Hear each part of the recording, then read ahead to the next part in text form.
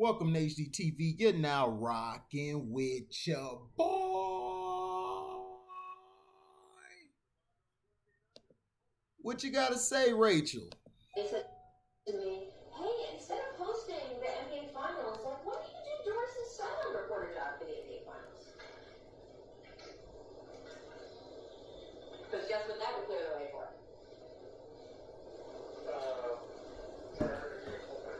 For Maria to do the hosting. Yeah. So, I have declined. I don't know what their next move is, but they are feeling pressure because of all of that. And I'm trying to figure out, like, how to just, my thing is, like, I wish Maria Taylor all the success in the world. She covers football, she covers basketball. If you need her to give her more things to do because you're feeling pressure about your, like, crappy long-time record on diversity, which, by the way, I myself, like, know personally from the female side of it, like, go for it. Just, find it somewhere else. Like, you're not going to find it with me. Like, they said to me, I'm exhausted. Between me too. I'm exhausted. Between me too. Think about it. Like 2 in the afternoon, like 3 days from now, you're going to text me like a perfect dinner.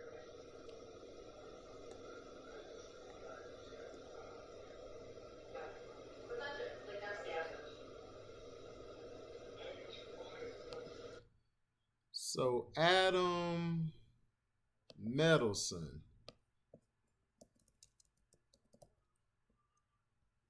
Adam Medelson is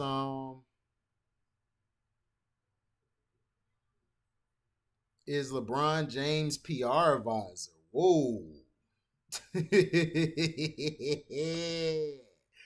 Guess what, LeBrownies?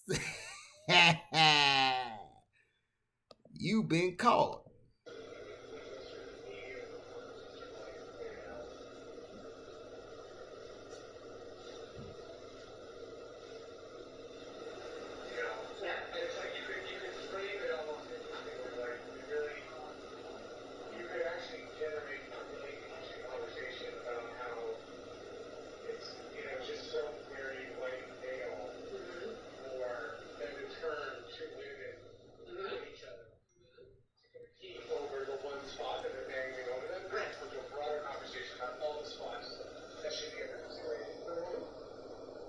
There isn't just one seat at the table for a minority of whichever version this week we're trying to please. If you think about it, this is precisely the problem we've been talking about for a long time now, which is white men. It is an example of like the one black person in the boardroom. You don't get to have a black woman in a prominent spot and feel like, okay, our work is done. We're done. And you certainly don't get to say, okay, we have a white woman, we have a woman in a critical seat. And now that we're going to put a black woman in that same seat, the question is, what are the other seats that white males are in? Yep. That should be under consideration. So basically, this was a conversation between Rachel Nichols and lebrowniesjankles' PR guy. His name is Adam Medelson. So what would prompt her to say these things? To me, Rachel Nichols has always been a scumbag. She's always been a scumbag. She writes puff pieces on the Brownies and mentions him in everything, but yet she disses other athletes. Like this one.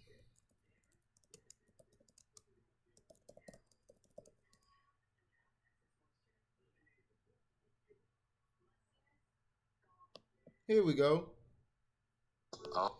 Now this is Rachel Nichols. If you don't remember, she did this about Derrick Rose.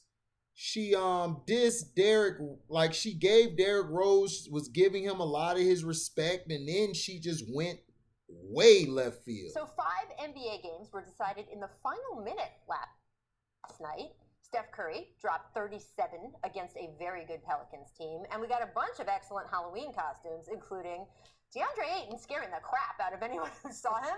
And also, Iman Shumpert's daughter dressed as a loofah, which was amazing. Still, the story of the night was clearly Derrick Rose, who was flat out eye-popping in a vintage performance against the Jazz. It's not just that Rose scored 50 points or that those 50 were a career high. It's the way that he played that was just so show-stopping. You can see him just barreling his way toward the hoop, right? Man, Or, this was so good. look at this to see. crossover, Chance. Oh yeah, I've seen that too many times. Right? On the other side, I tell This you. one, he got the rebound, look behind the back, a spin move, between the legs, the perfect assist. Look at the low angle. Man, this is. I was so proud of Derrick last night. Right? So you see all of this. And he jacked up 31 shots. You see Stan sort of standing up at that one.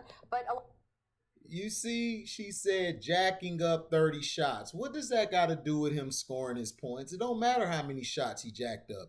This is the same thing they used to do to Kobe Bryant while giving him praise, but yet dissing him at the same time. You see how she just dissed him, basically saying he's a ball hog and shot jacker. Continue, Miss Rachel Nichols. a lot of them did result in big buckets, like this one. This was a corner three coming down the stretch. His shot looks better to me than it's ever looked. He's got more arc on the ball. Looks fantastic. Absolutely. And look at this. This is the end of the game when it mattered most. Here's what he did to the reigning Defensive Player of the Year. And then on the other end, blocking Dante Exum's potential game-tying three in the final second. And afterward, Derrick was super emotional. He was just doubled over in tears on the court. When he got into the locker room, his teammates went just nuts. That's awesome. And social media lighten up like a Christmas tree, too. LeBron James writing a lengthy and heartfelt IG post. Really, nearly every player who has... And why did she say, oh, LeBrownie said something and then everybody else posted? Because she's LeBrownie's lapdog. And then she got caught with Adam Middleton in this interview. Adam Middleton, the PR guy of LeBrownie's. So we know that her and LeBrownie's are sleeping with each other, allegedly. Continue, Miss Token White Lady Rachel. has ever played with Rose gave him a shout out. Plenty of guys who haven't, too. But then there also seemed to be a scramble to put Rose's game into perspective, to make it a metaphor and a larger narrative. And that is where the evening and what we've seen extend through today, that's where it gets tricky. Let's talk about the team stuff first. I saw plenty of people try to wrap this as the grand healing moment in the Wolves' fractured season. And well, look, I absolutely believe great games can do a lot to... Why are you bringing up the fractured relationship between Towns, Butler, and Wiggins? Why? Why aren't you praising Derrick Rose? Why would you go to his team instead of just talk about him? You see, this is the bullshit that we talk about with ESPN, or I like to call them espn. They're very racist and they're very prejudiced, and they continue to do this. This is why they're losing a lot of black viewership. Continue with your bullshit rant, Rachel. Bring a locker room together. Derrick Rose dropping 50 in one night, it's not going to magically fix the obvious tug of war going on over Jimmy Butler wanting to be traded and all the bad feelings that is continuing to evoke. Number two, there was the massive redemption narrative that everybody hurried into about how much Derrick had overcome and persevered through, which is both absolutely true and completely false depending on what you were talking about. Absolutely. Derrick Rose has overcome a horrific and in many cases heartbreaking series of injuries that robbed the league's youngest ever MVP of one of the great what might have been careers. Twice he's had to take time away from the game on teams he's been on, unsure of if he even wanted to continue playing. And twice he came back. And if you have been around to witness the incredible physical and mental toll all of that has taken, the fact that he's still standing, much less doing what he did on that court last night, that is incredible. However, there is also the absolute fact that 2 years ago, Rose was accused of participating in a gang rape. Why would you mention his gang rape when he was alleged? The guy was alleged. He never did it, which means that it was fabricated and it was a lie. But why would you bring this up, Rachel, to praise Derrick Rose? See, this is what I'm talking about. Rachel Nichols has been doing this for years. She basically bringing up a case to praise, like first you give him praise, then you bring up the bad turmoil between the team to rain on his parade. Basically, you're saying we're gonna give you praise, Derrick Rose, but look, nigga, you still were alleged to have a gang rape, and you're allegedly on a team that's breaking up. You see the bullshit that's going on? Let's continue, Rachel. A civil trial found him not liable, but a civil trial found him not liable. Let me play that again for white people who always blame blacks for stuff. Here we go. Rose was accused of participating in a gang rape. A civil trial found him not liable. Okay, so if he's found not liable, why would you continue to express and explain that rape allegation? You see, this is what they did to Kobe. They do this to Kobe all the time. They do this to black athletes who have nothing. When a black person is found innocent, they're still guilty. You niggas is guilty. So I'm not surprised Rachel Nichols said this bullshit to Medelson and Adam Medelson. You don't like the Me Too movement and all of them. That's cool. But I'm not surprised why she would say this. Then you got Jason Coonlot coming out here being the biggest coon he is. I'm supporting Rachel Nichols. Shut your fat ass up. Take your fat ass somewhere and eat a damn hoagie. I'm still pissed off at you that you didn't want that smoke with Ticket, because Ticket was going to give you that smoke, but you ran like a little bitch. A little bitch, that's what you ran like. A little bitch, that's what you did. With your soft ass. Now people trying to make a narrative. Did Maria Taylor release this? How would she release this tape when she don't know anything about it until now, you idiots? Stop with the narratives. We need to be with the truth. Now, this isn't the only time Rachel Nichols was doing something disgusting. Here's another athlete, probably the greatest athlete in history.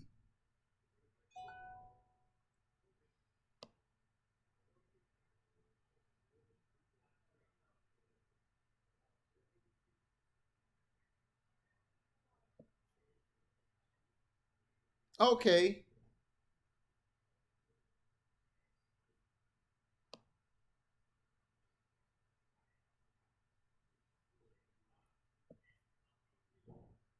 Here it is here. Now, this is during his fight he was finna have with Manny Pacquiao. Watch Rachel Nichols. I'm Rachel Nichols, and welcome back to Unguarded. Boxer Floyd Mayweather is the world's highest paid athlete. Forbes estimated he earned $105 million last year alone. But while Mayweather is adored by fight fans, there's a much darker side to his story. He's had a string of domestic violence, arrests, citations, and in 2010, an incident that landed him in prison. According to the police report, Mayweather grabbed the mother of his 3 children by the hair, punched her in the head several times, and threatened to kill her. This was all in front of his kids, who he also threatened to kill, before one of them called the police. But after Mayweather pled to a reduced charge and spent only 2 months in jail, he wasn't ostracized the way Ray Rice has been this week. The Nevada Boxing Commission... You see what they're trying to do? Now you're trying to compare Ray Rice in his case. Ray Rice should have never been kicked out of the NFL, and he should have never been charged because he admitted to what he did. And he wasn't in the wrong. His girlfriend was... Then girlfriend, now his wife or fiance, whatever you want to call it, she was whooping his ass from the casino to the elevator, and he defended himself.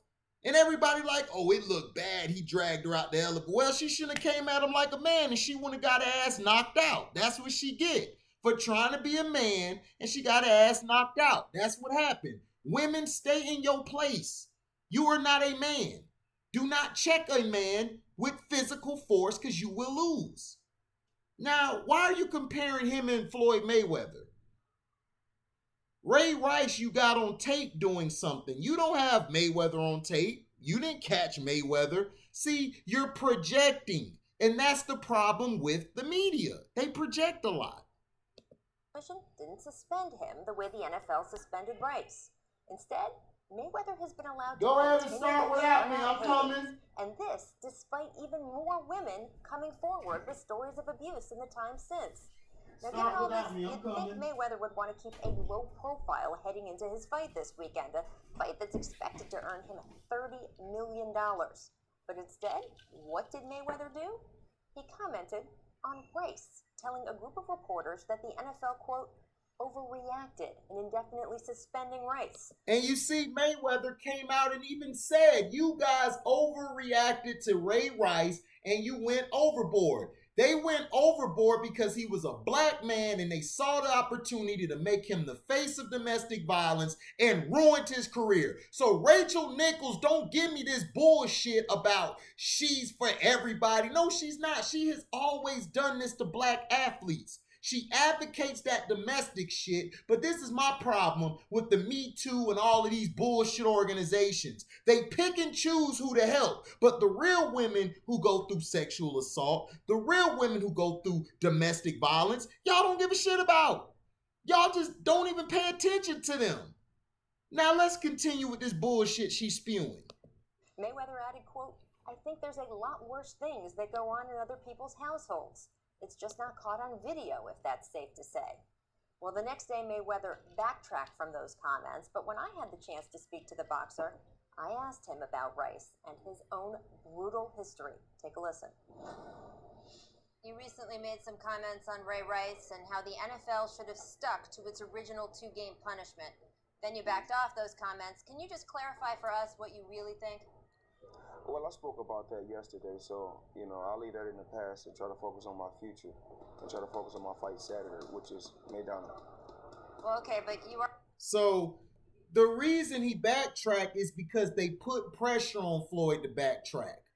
Because the money guys told him, like the people who were his advisors and stuff told him, walk it back because he's going through what he's going through to save face. But I agree with Mayweather. They should have kept a 2-game suspension and moved on from it. But because it was caught on tape, they tried to use him, which I still believe the NFL released that tape, allegedly, to try to make Ray Rice the face of domestic violence. I believe TMZ had the tape. They went through it with the NFL. The NFL told them to release it so they could be justified in suspending Ray Rice. Allegedly. All of this is alleged.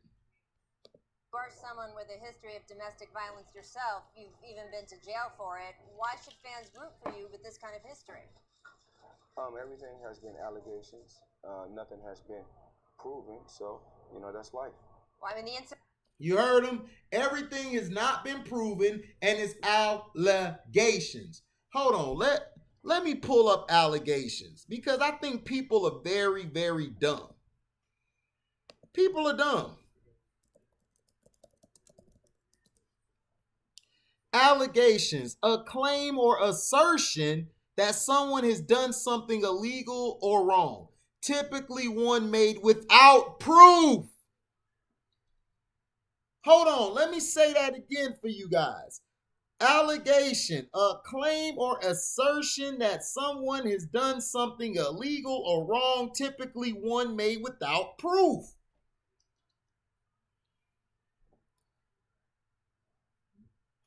Continue, Miss Rachel Nichols. I'm debunking you. Go ahead. Incident you went to jail for, the mother of your 3 children did show some bruising, a concussion when she went to the hospital. It was your own kids who called the police, gave them a detailed description of the abuse. There's been documentation. Mm-hmm. Once again, no pictures, just hearsay and allegations. And I signed a plea bargain, so once again, not true. But the website Deadspin recently detailed 7 separate physical assaults on 5 different women that resulted in arrest or citation. I mean, are we really supposed to believe all these women are lying, including the incidents when there were witnesses, like your own kids? Well, everybody's entitled to their own opinion. When it's all said and done, only God can judge me. All right, well, we've seen this week with the outcry against the NFL. The public wants the domestic abuse problem in this country addressed. Would you consider donating any of the more than $30 million you're going to make this weekend to an organization that educates and prevents against abuse? How you gonna tell this man who he gonna donate his money to?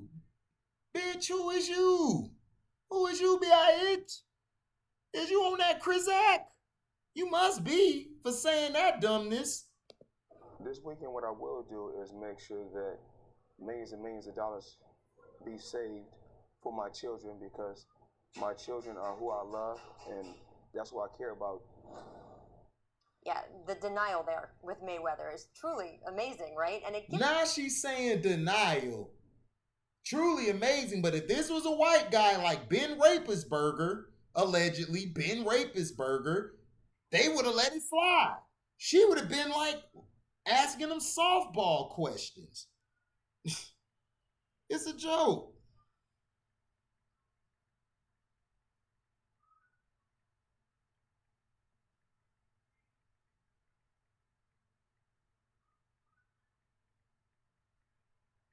It's a joke.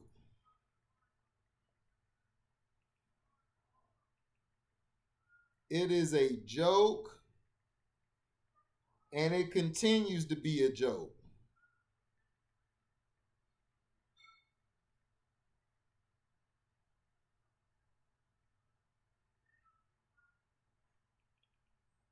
It's a joke. It's an interesting window into the way an abuser can walk around maintaining over and over again that nothing is wrong, despite hard evidence to the contrary. Still, I gotta tell you, not as amazing to me as the denial of the public that supports him. I am curious how many of those who shuddered at the video of Ray Rice in that elevator this week are also planning on plunking down their $70 tomorrow for Mayweather's pay-per-view fight. It is worth considering before you... It was alleged. And then Ray Rice's fiance at the time, they still got married. So that's what I'm telling you. When it comes to black men, we get destroyed. But if it's a white man, he's going to get praised. That's the way the world works. That's the way it works. And that's the way it does.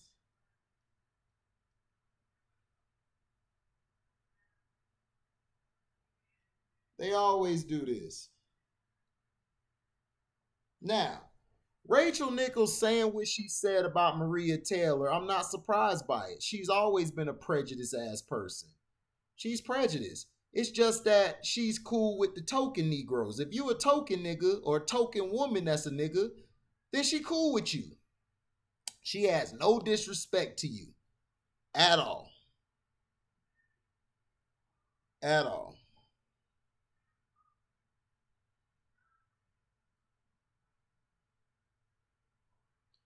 Now,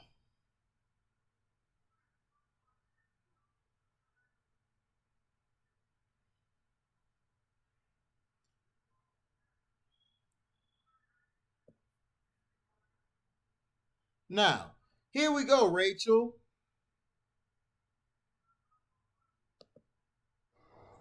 This is the theme song to my channel. This is Mr. Plant's accurate opinion. This is Mr. Plant's accurate opinion. Hey, yo, social media. Hold on. Sorry, I didn't want to play that video. Now,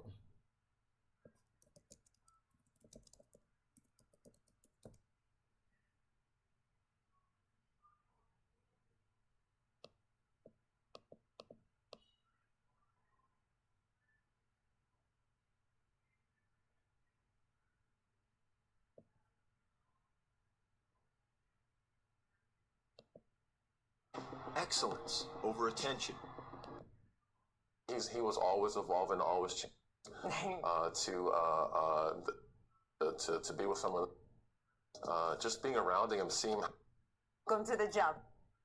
Evening. 15-time All. Joining us, the 5-time NBA champ, 3-time Finals MVP, 15-time All-Star, 2-time regular season MVP, and now you can add Hall of Famer to those accomplishments. To call that an elite resume is an understatement. Tim Duncan, welcome to the Jump. We're so happy to have you. Thanks for having me. Love it. I mean, congrats on the induction. What does it mean to you?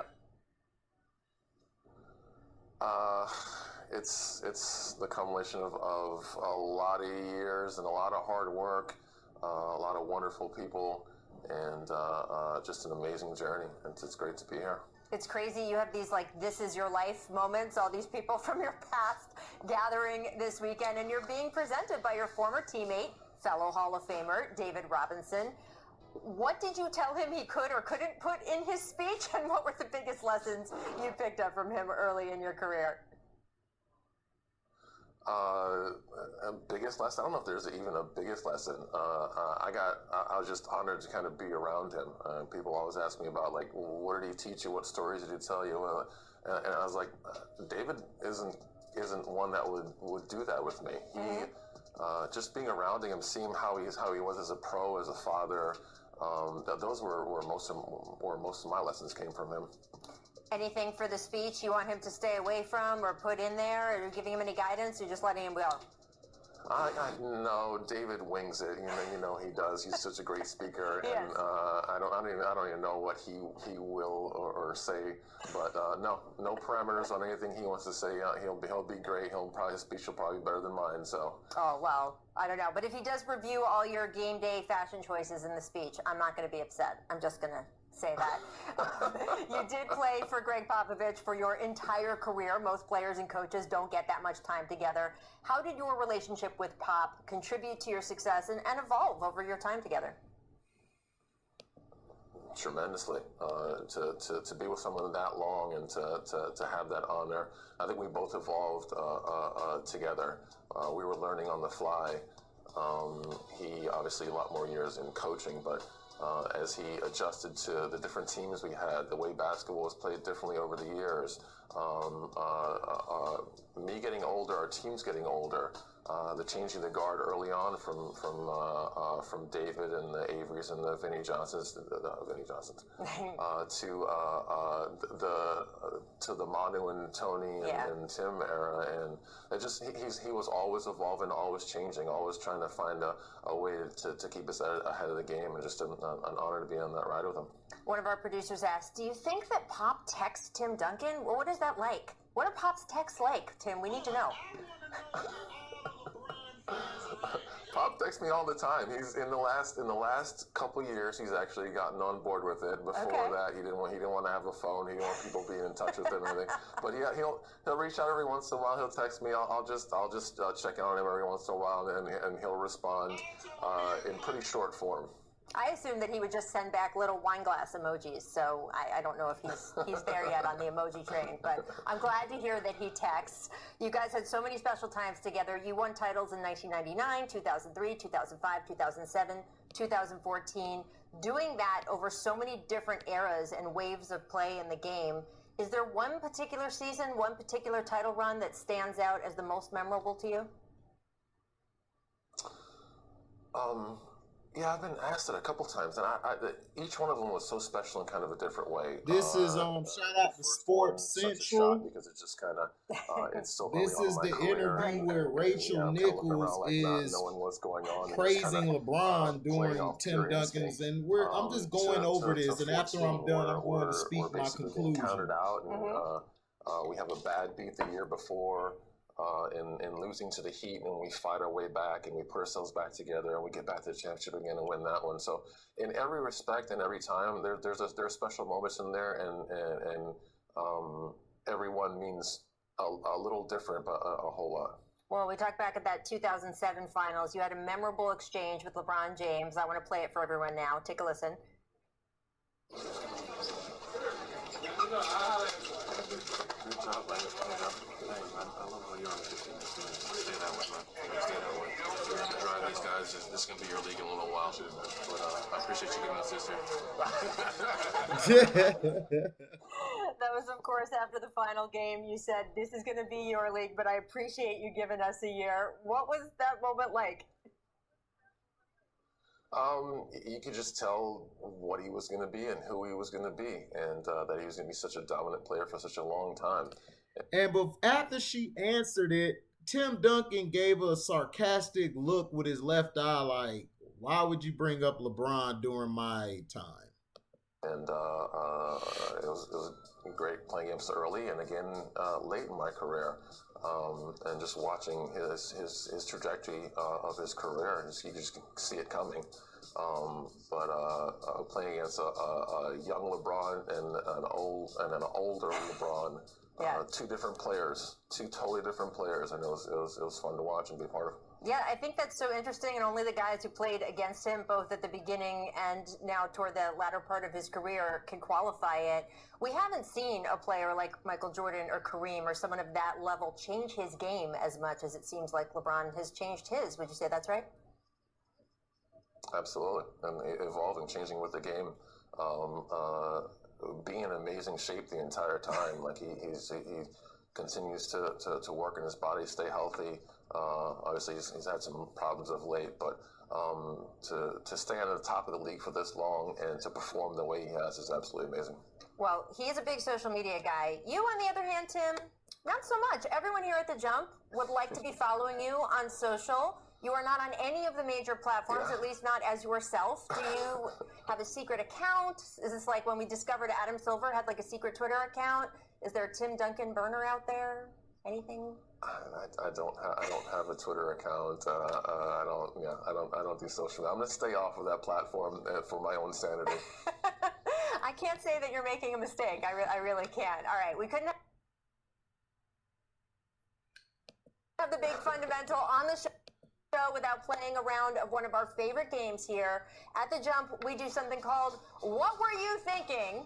Tim Duncan, we are going to bring up some career highlights. You just tell us what was going through your mind at the time when you dropped a performance. Such a moment where we just come that far, and it's just you're just trying to get it done. And then I'm sure that there was some. Yeah. But in absolute shock.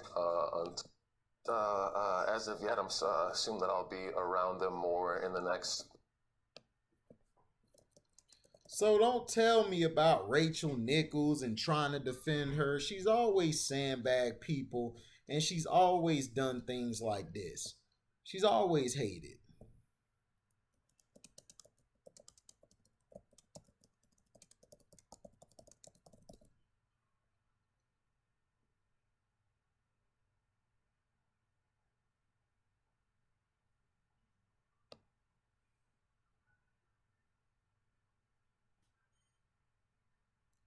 So this is how it is.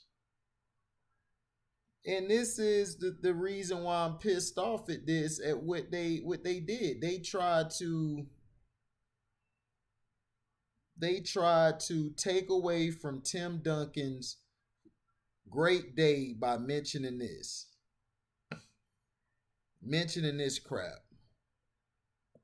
And for her hating on Maria Taylor, you could tell it's basically jealousy because Maria Taylor's the younger woman compared to the old hag.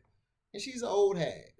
So let me know what you guys feel about it, but I just think it's BS. And Steven Jackson and Jason Kuhnlock, shut the fuck up. Shut up. Stop defending your little white massa. Stop defending the white massa you praise. Okay? And Jason Kuhnlock, stop trying to say that Maria Taylor's fragile. Maria Taylor didn't have nothing to do with this. This is about an old, bitter white bitch who has a problem letting other people shine. And she reminds me of somebody who does that today, lebrowniesjankles. And the PR guy said what he said, lebrownies. If you feel this way like your PR guy, why haven't you said anything? Oh, I know why. Because you're going to put the blame on him. He'll get away with it because he's the white man. Rachel Nichols, good job. You played yourself for real. And you've been put on ice. I'm out. Deezy.